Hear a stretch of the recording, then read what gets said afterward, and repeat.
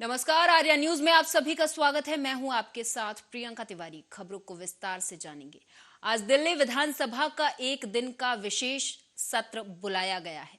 ये विशेष सत्र तब बुलाया गया जब दिल्ली सरकार की कथित शराब नीति की जांच को लेकर मुख्यमंत्री अरविंद केजरीवाल को सीबीआई ने समन भेजकर रविवार को पूछताछ के लिए सीबीआई दफ्तर बुलाया। ऐसे में दिल्ली विधानसभा का ये विशेष सत्र केंद्रीय एजेंसियों के दुरुपयोग के मुद्दे पर चर्चा के लिए बुलाया गया है, जहां सीएम केजरीवाल ने एलजी और बीजेपी को जमकर घेरा। साथ ही महंगाई को लेकर भी खरी खोटी सुनाई है। पहले गैस 400 रुपए सिलेंडर होती थी। चौथी पास राजा के आने के बाद 1100 रुपए सिलेंडर हो गई। पहले पेट्रोल 71 रुपए होता था, 97 रुपए हो गया। पहले डीजल 57 रुपए होता था, 90 रुपए लीटर हो गया। जब पेट्रोल के दाम बढ़ गए, डीजल के दाम बढ़ गए, तो सारी चीजों के दाम बढ़ गए। देश के अंदर हाहाकार मच गया। सब चीजों पे इसने और इसके दोस्त ने कब्जा। दूध पहले 46 रुपए होता था, 66 रुपए लीटर हो गया। बच्चों को माएं दूध पिलाने लायक नहीं बची। घरों के अंदर छोटे छोटे बच्चों के दूध छीन लिए इसने, राजा ने। सरसों का तेल 90 रुपए लीटर होता था, 214 रुपए हो गया। बताओ, धीरे धीरे पूरे देश में हाहाकार मच गया। लोग अब राजा के खिलाफ आवाज उठाने लगे। लोग उसके खिलाफ बोलने लगे तो राजा ने कह दिया, जो मेरे खिलाफ बोलेगा पकड़ के जेल में डालो। एक के बाद एक राजा ने लोगों को पकड़ पकड़ के जेल में डालना शुरू कर दिया। किसी ने राजा का कार्टून बना लिया, उसको भी जेल में डाल दिया।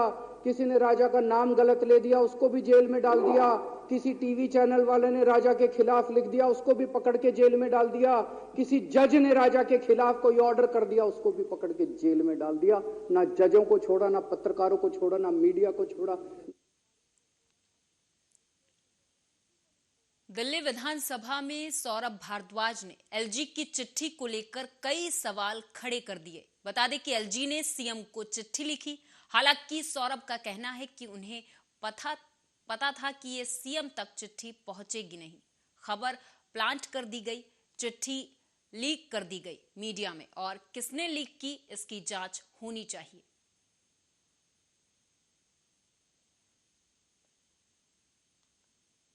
कल से जो एलजी साहब ने चिट्ठियां लिखी, एलजी साहब ने चिट्ठी लिखी माननीय मुख्यमंत्री जी को।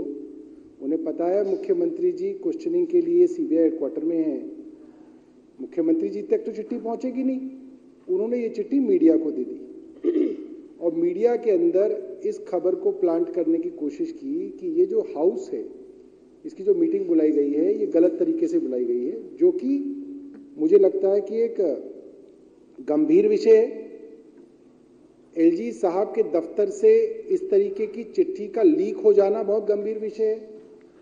किसने वो चिट्ठी लीक की और लिखा हुआ है, अच्छा मंत्री जी, क्योंकि अब देखिए क्यों, क्योंकि हमने ही नहीं पढ़ी वो चिट्ठी, इसलिए हमें नहीं पता कि उसके ऊपर सीक्रेट भी लिखा है।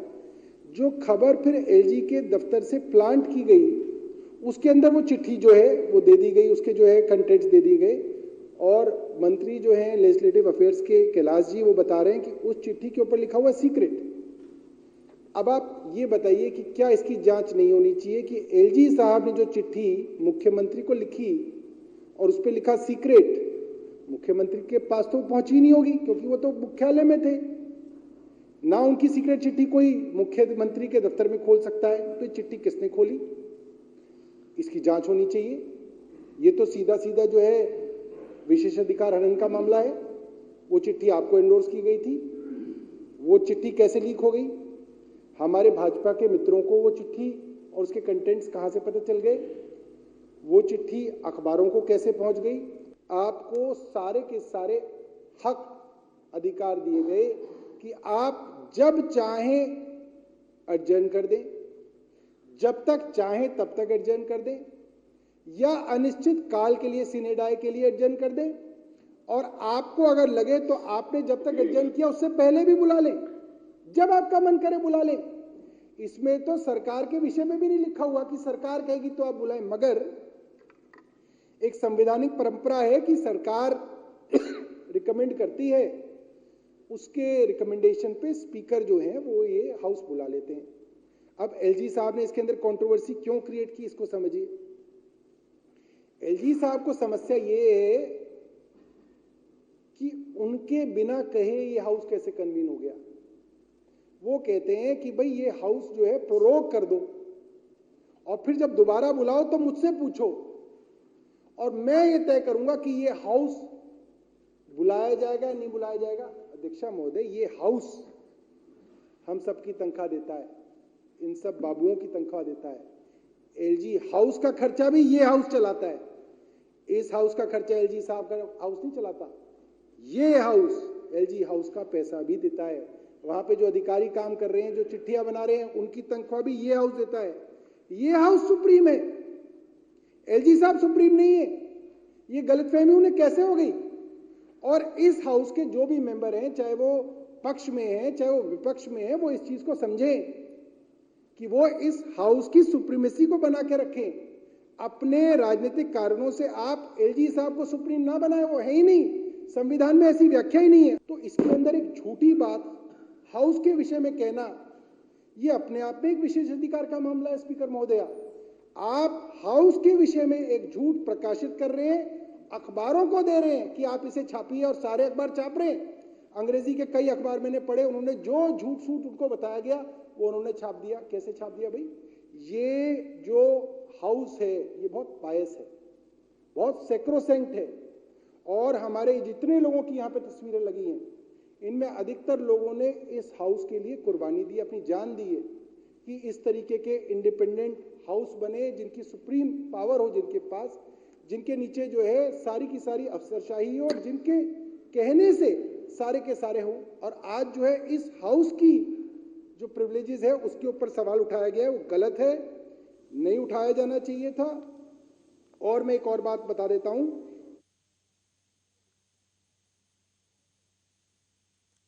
प्रयागराज में माफिया अतीक अहमद और उसके भाई अशरफ की पुलिस की मौजूदगी में हत्या करने वाले तीनों आरोपी लवलेश तिवारी, सनी और अरुण मौर्य को नैनी जेल से प्रतापगढ़ जिला कारागार में शिफ्ट करा दिया गया है। इस हत्याकांड के तीनों आरोपियों को प्रतापगढ़ जेल में दाखिल करा दिया गया है। प्रयागराज की नैनी जेल में ही अतीक अहमद का बेटा अली अहमद बंद है और इसलिए सुरक्षा के मद्देनजर तीनों आरोपियों को प्रतापगढ़ जिला कारागार में शिफ्ट किया गया है।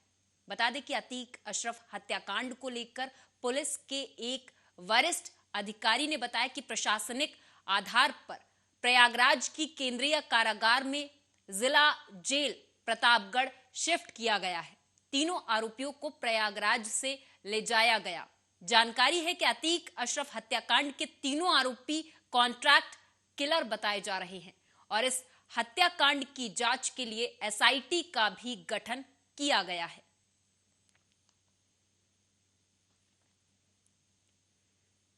यूपी निकाय चुनाव नजदीक है, ऐसे में चुनावी सरगर्मियां भी तेज हो चली हैं। हर पार्टी का उम्मीदवार अपनी अपनी जीत का दावा करते नजर आ रहा है। चुनावी नामांकन के आखिरी दिन बिजनौर नगर पालिका परिषद के अध्यक्ष पद की सीट पर बीजेपी, सपा और रालोद ने नामांकन पत्र दाखिल कर दिया। बिजनौर नगर पालिका परिषद के अध्यक्ष पद के चुनाव इस बार बेहद दिलचस्प होने वाले हैं। सपा, बीजेपी और बसपा में त्रिकोणीय मुकाबला होने के शुरुआती दौर में कयास भी लगाए जा रहे हैं।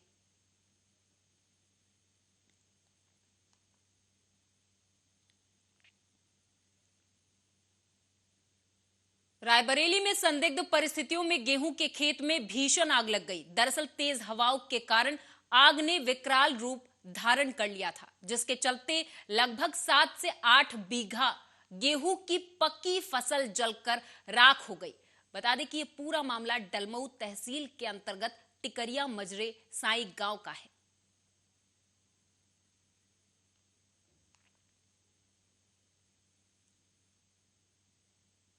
रायबरेली में आज नामांकन के अंतिम दिन सदर नगर पालिका परिषद सीट के लिए बीजेपी समेत अन्य प्रमुख दलों ने नामांकन किया है। इस बार नगर पालिका परिषद की सीट अनुसूचित जाति के लिए आरक्षित होने के चलते पुराने दिग्गजों का खेल बिगड़ गया है। ऐसे में लगभग सभी दल पपेट कैंडिडेट के साथ ही नामांकन कराने पहुंचे। बीजेपी में टिकट वितरण के समय दिग्गजों के बीच खींचतान के बाद शालिनी कनौजिया को टिकट भले मिल गया हो, लेकिन आपसी रार सामने न आए, इसके लिए प्रभारी मंत्री प्रतिभा शुक्ला, राज्य मंत्री स्वतंत्र प्रभार दिनेश प्रताप सिंह, सदर विधायक अदिति सिंह समेत टिकट मांगने वालों में शामिल रहे।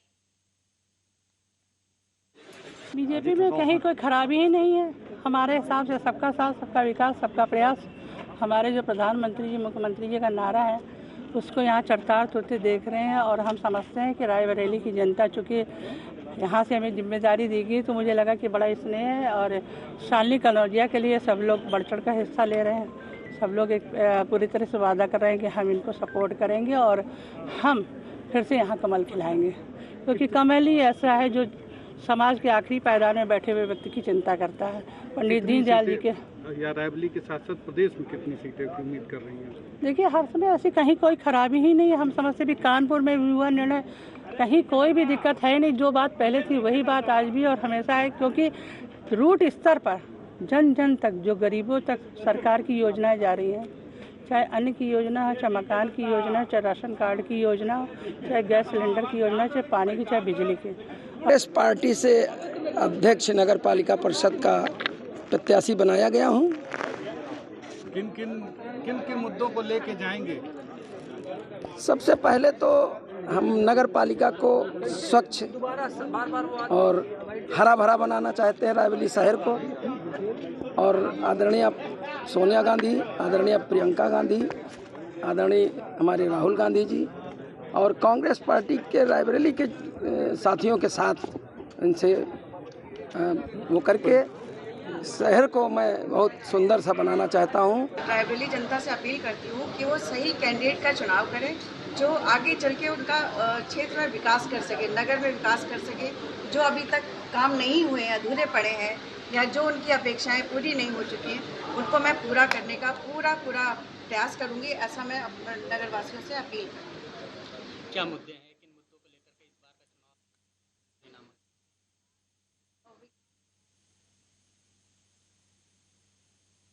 रायबरेली में दो कारों की जोरदार भिड़ंत हो गई। दरअसल कार और बोलेरो में जोरदार टक्कर से कार और बोलेरो दोनों के परखच्चे उड़ गए। वहीं बोलेरो पलटने से आधा दर्जन लोग घायल हुए हैं। ये मामला सलून थाना क्षेत्र के अंतर्गत औना गांव के पास का है, जहां कार और बोलेरो की जोरदार भिड़ंत के बाद बोलेरो अनियंत्रित होकर सड़क के किनारे गड्ढे में पलट गई, जिससे बोलेरो सवार सभी लोगों में चीख पुकार मच गई।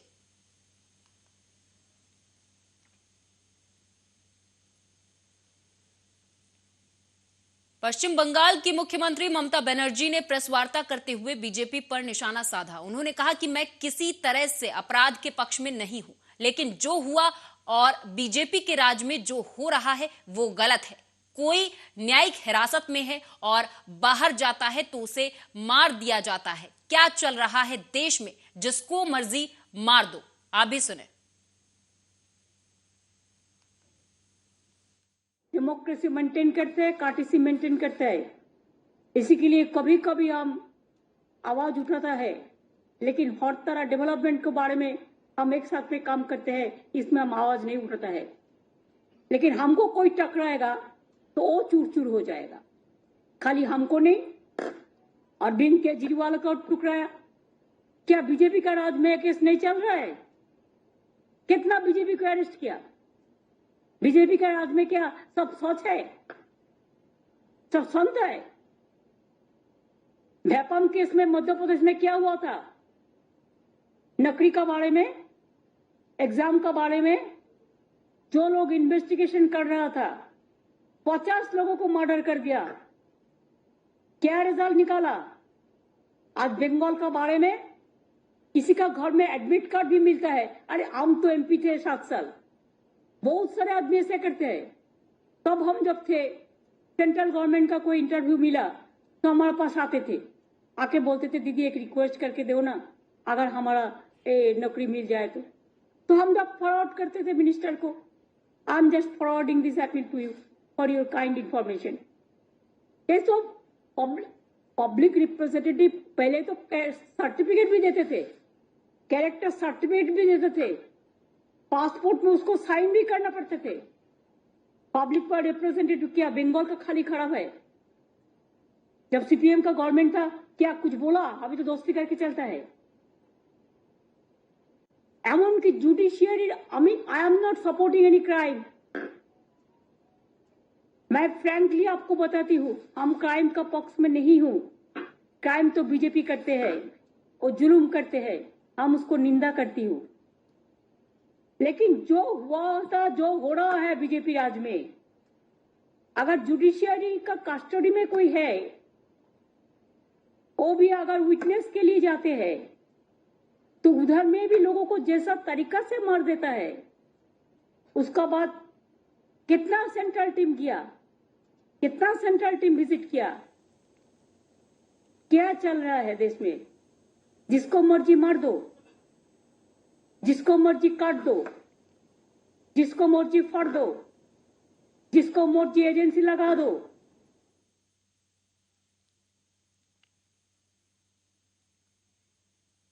दिल्ली मेयर चुनाव को लेकर आम आदमी पार्टी ने प्रेस कॉन्फ्रेंस की, जहां सांसद संजय सिंह ने पार्टी की तरफ से मेयर और डिप्टी मेयर के पद के लिए प्रत्याशियों के नाम की घोषणा की, तो वहीं बीजेपी पर भी कटाक्ष किए। बता दें कि शैली ओबरॉय होंगी आम आदमी पार्टी की मेयर प्रत्याशी और आले मोहम्मद इकबाल फिर से डिप्टी मेयर का चुनाव लड़ेंगे।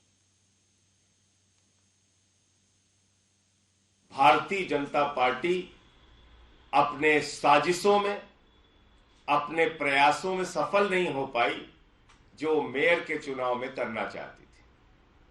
और डॉक्टर शैली ओबरॉय जी, हमारे साथी आले मोहम्मद इकबाल साहब, इन दोनों ने मेयर का चुनाव जीता, अच्छे मतों से जीता, अच्छे ढंग से काम किया जितना भी समय इन लोगों को मिला। 26 तारीख को फिर से मेयर और डिप्टी मेयर का चुनाव होना है।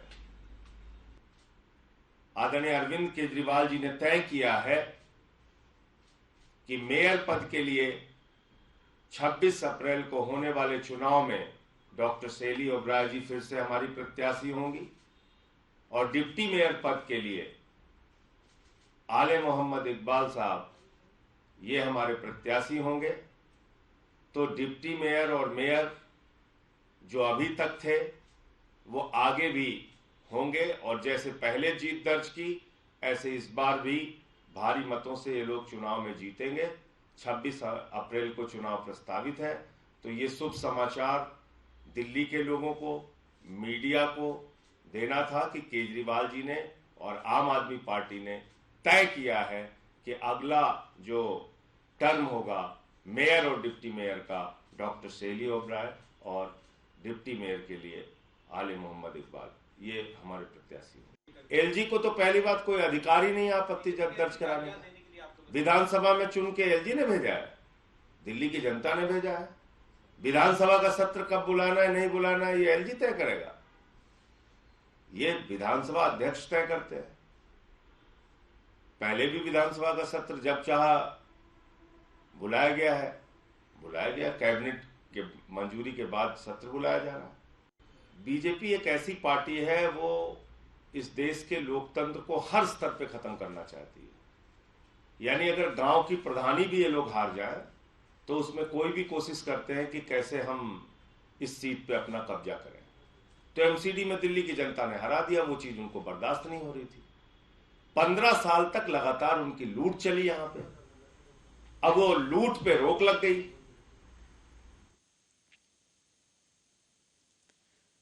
अतीक अहमद और उसके भाई अशरफ की हत्या पर बिहार के मुख्यमंत्री नीतीश कुमार की प्रतिक्रिया सामने आई है। उन्होंने पत्रकारों के सामने कहा कि पुलिस को देखना चाहिए था जो जेल में है और उसे इलाज या अन्य चीजों के लिए बाहर ले जाया जा रहा था और उसके साथ ऐसा रास्ते में हो जाए तो ये दुखद है। इसके खिलाफ निश्चित तौर पर कार्रवाई होनी चाहिए। उसको तो आई कहीं कहीं के प्रेस वाले कर सकते हैं, बोलिए ना। आज झूठ मूठ के कह दिया कि प्रेस वाला खड़ा होकर पूछ रहा था, तो कहीं प्रेस का लोग ये सब पूछेगा? ये कहीं होता है देश में, दुनिया में कहीं कोई होता है? तो कौन आकर के खड़ा हो गया उस तरह से? तो वहां के लोगों को, पुलिस को तो देखना ना चाहिए था पहले से कि आप कोई जेल में हो, उसको इलाज के लिए ले जा रहे हैं या किसी काम के लिए ले जा रहे हैं और रास्ते में हो गया। ये बहुत दुखद है। इस पर तो निश्चित रूप से लोगों को एक्शन करना चाहिए। ठीक है, किसी को सजा होती है या किसी पर केस होता है, कोई जेल में है, उस पर हमको नहीं कुछ करना। हमारा यह है कि कोई भी जेल में रहेगा और कोई भी किस तरह से बाहर जाए और उसको ऐसे ही मार दे, ये तो बड़ा दुखद बात है ना। तो हुआ ही है खराब। क्या लगता है एनकाउंटर हो गया सर, उसके बाद नहीं, जो भी हुआ है वो एक अलग विषय, लेकिन किसी को इस तरह से रास्ते में मार तो क्या लगता है? पुलिस को तो इतना नहीं चाहिए। अब आप जानते हैं, हम लोग नहीं करवाते हैं, कोई भी जो जाता है जा करके जो है जेल में और उसको भेजा जाता है कहीं कोर्ट में या कहीं भी, तो देखता नहीं है, रहता नहीं है उसके सुरक्षा के लिए। ये तो रहना ही चाहिए। ये तो बड़ा दुखद। तो क्या लगता है लॉ एंड ऑर्डर का प्रॉब्लम है यूपी में, पूरे प्रदेश में? अब उनको सोचना चाहिए, वहाँ की सरकार को सोचना चाहिए कि इस तरह की घटना होती है तो सोचना बहुत चाहिए। तो ये तो बड़ा ही दुखद बात है ना। बीजेपी वाले कह रहे हैं सर अपराधियों का सफाया हो रहा है, योगी मॉडल है। अब हम नहीं जानते हूँ क्या कह रहा है, आप ही लोग न सोचिएगा। आप सोचिए इस तरह से होता है, अपराधियों का सफाया मैंने मार दीजिए उसको, ये कोई तरीका है? इसका मतलब जो जेल में जाएगा तो उसको मार दीजिए, ऐसा कोई नियम है? आप बताइए तो। अरे तो कोर्ट न फैसला करता है कि अगर किसी को ये भी सजा होती है। छत्तीसगढ़ के सीएम भूपेश बघेल ने मीडिया से बात करते हुए बीजेपी सरकार को घेरा। उन्होंने इस दौरान बीजेपी से कई सवाल पूछे। सीएम बघेल ने पूछा कि कर्नाटक में बीजेपी विधायक के घर से करोड़ों रुपए मिलते हैं, ईडी आईटी वहां क्यों नहीं जाती? मध्य प्रदेश में व्यापम घोटाला होता है, ईडी आईटी वहां क्यों नहीं जाती? इस दौरान सीएम बघेल ने और क्या कुछ कहा, सुनाएंगे। जनता पार्टी में धीरे धीरे इसी प्रकार के माहौल बनते जा रहे हैं। हिमाचल प्रदेश में प्रधानमंत्री के मित्र, उन्होंने पार्टी छोड़ दी, अपील किया फिर भी वो नहीं माने, और वहाँ हिमाचल भारतीय जनता पार्टी यहाँ से खिसक गई। अब कर्नाटक की बारी है, वहाँ 40% कमीशन से लोग त्रस्त हैं और 10 तारीख का इंतजार कर रहे हैं ताकि इस भ्रष्ट सरकार से निजात मिल सके। मामले में मैं यही कहूँगा कि जो आयोजन करता है उनको, जो हमारे भारतीय जनता पार्टी के 9 सांसद हैं ना, उनको घेराव करना चाहिए, दिल्ली जाना चाहिए। 15 साल में ये बात नहीं आई जब रमन सिंह सरकार में थे। आज वो डिलिस्टिंग की बात हो रही है, रैलियां निकाले रहे हैं, तो लोकसभा में पारित करे, कौन रोक रहा है? लोकसभा में ले जाए, उनके 9 सत्ता पक्ष के 9 सांसद हैं, एक मंत्री है, वो लोकसभा में क्यों नहीं उठाते? सरकार में क्यों पास नहीं करते? क्योंकि डिलिस्टिंग का मामला कोई राज्य सरकार का नहीं है, केंद्र सरकार का है। तो ये लोग, भारतीय जनता पार्टी के लोग गुमराह कर रहे हैं। अब इनके पास कोई मुद्दा बचा नहीं और इसलिए इस प्रकार से लोगों को गुमराह करके अपने पास इकट्ठा करने की कोशिश कर रहे हैं। सर, मैं तो शुरू से बोल रहा हूं भाई, एक चीज बताओ, वहां विधायक के घर में 6 करोड़ पकड़ा जाता है, ईडी आईटी क्यों नहीं जा रही है? मध्य प्रदेश में कितना व्यापम का बड़ा कांड हुआ था भर्ती में, उसमें ईडी आईटी क्यों नहीं जाती? सीबीआई क्यों जांच नहीं करती? हजारों करोड़ रुपया का भ्रष्टाचार का आरोप लगा है। लोगों को पैसा, शासकीय पैसा अडानी कंपनी में लगा है और आज तक के ईडी या सेबी उसको नोटिस तक। कांग्रेस नेता राहुल गांधी ने विशाल सभा को संबोधित किया, जहां राहुल गांधी ने कहा कि बीजेपी ओबीसी की बात करती है, उनकी भागीदारी की बात करती है, ओबीसी को पावर देने की बात करते हैं, भारत की प्रगति में शामिल करने की बात करते हैं। तो पहले ओबीसी सेंसस को पब्लिक करे। मैं आपको गारंटी देता हूं कि हिंदुस्तान के प्रधानमंत्री ये नहीं करेंगे, क्योंकि वे ओबीसी का भला नहीं चाहते हैं। हिंदुस्तान का सेंसस हुआ था, उस सेंसस में हमने ओबीसी का कैटेगराइजेशन किया था। आज तक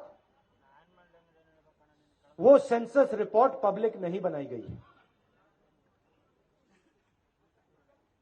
देखिए, अगर हमें सबको भागीदार बनाना है तो ये तो पता होना चाहिए कि कितनी आबादी किसकी है। ओबीसी की कितनी आबादी है, दलितों की कितनी आबादी है, आदिवासियों की कितनी आबादी है। ये पहला कदम है। अगर हमें यही नहीं मालूम कि देश में ओबीसी कितने हैं, आदिवासी, दलित, बाकी लोग कितने हैं, तो हम सबको भागीदार कैसे बनाएंगे। तो पहला कदम, अगर हम देश में ओबीसी को आगे बढ़ाना चाहते हैं, उनका हक उनको देना चाहते हैं, तो पहला कदम है कि ओबीसी सेंसस में जो डेटा है उसको प्रधानमंत्री रिलीज कर दें, पब्लिक कर दें। और मैं आपको गारंटी दे देता हूं कि हिंदुस्तान के प्रधानमंत्री ये नहीं करेंगे, क्योंकि वे सचमुच में ओबीसी का भला नहीं चाहते हैं। और कांग्रेस पार्टी ये काम एकदम कर देगी।